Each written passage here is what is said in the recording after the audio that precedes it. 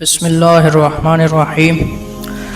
حضرت عائشہ رضی اللہ تعالیٰ عنہ فرماتی ہیں کہ جب ابر آندھی وغیرہ ہوتی تھی تو حضور اقدس صلی اللہ علیہ وسلم کے چہرے انور پر اس کا اثر ظاہر ہوتا تھا اور چہرہ کا رنگ زرد ہو جاتا تھا، اور خوف کی وجہ سے کبھی اندر تشریف لے جاتے، کبھی باہر تشریف لاتے اور یہ دعا پڑھتے رہتے: اللہم انی اسألک خیرہا وخیر ما فیہا وخیر ما ارسلت به واعوذ بک من شرہا وشر ما فیہا وشر ما ارسلت به۔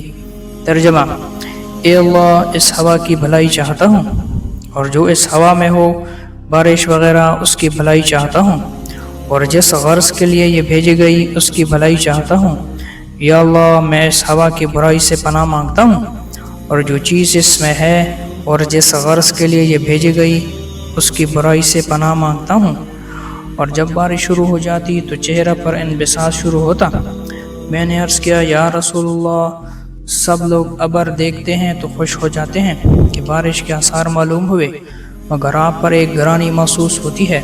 حضور صلی اللہ علیہ وسلم نے فرمایا: عائشہ، مجھے اس کا کیا اطمینان ہے کہ اس میں عذاب نہ ہو۔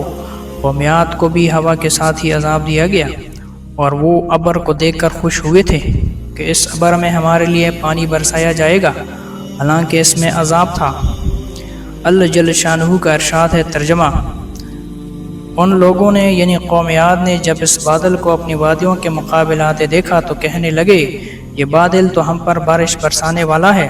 ارشاد خداوندی ہوا: نہیں، برسنے والا نہیں، بلکہ یہ وہی عذاب ہے جس کی تم جلدی مچاتے تھے اور نبی سے کہتے تھے کہ اگر تو سچا ہے تو ہم پر عذاب لا۔ ایک آندھی ہے جس میں دردناک عذاب ہے جو ہر چیز کو اپنے رب کے حکم سے ہلاک کر دے گی۔ چنانچہ وہ لوگ اس آندھی کی وجہ سے ایسے تباہ ہو گئے کہ بجز ان کے مکانات کے کچھ نہ دکھائی دیتا تھا، اور ہم مجرموں کو اسی طرح سزا دیا کرتے ہیں۔ یہ اللہ کے خوف کا حال اسی پاک کی ذات کا ہے جس کا سید الاولین والآخرین ہونا خود اس ارشاد سے سب کو معلوم ہے۔ خود کلام پاک میں یہ ارشاد ہے کہ اللہ تعالیٰ ایسا نہ کریں گے کہ ان میں آپ کے ہوتے ہوئے ان کو عذاب دیں۔ اس وعدہ خداوندی کے باوجود پھر حضور اقدس صلی اللہ علیہ وسلم کے خوف الہی کا یہ حال تھا کہ ابر اور آندھی کو دیکھ کر پہلی قوموں کے عذاب یاد آ جاتے تھے۔ اسی کے ساتھ ایک نگاہ اپنے حال پر بھی کرنا ہے۔ ہم لوگ ہر وقت گناہوں میں مبتلا رہتے ہیں، اور زلزلوں اور دوسرے قسم کے عذابوں کو دیکھ کر بجائے اس سے متاثر ہونے کے، توبہ، استغفار، نماز وغیرہ میں مشغول ہونے کے، دوسری قسم کی لغو تحقیق میں پڑ جاتے ہیں۔ اللہ تعالیٰ ہمیں ان حدیثوں پر عمل کرنے کی توفیق عطا فرمائے، آمین۔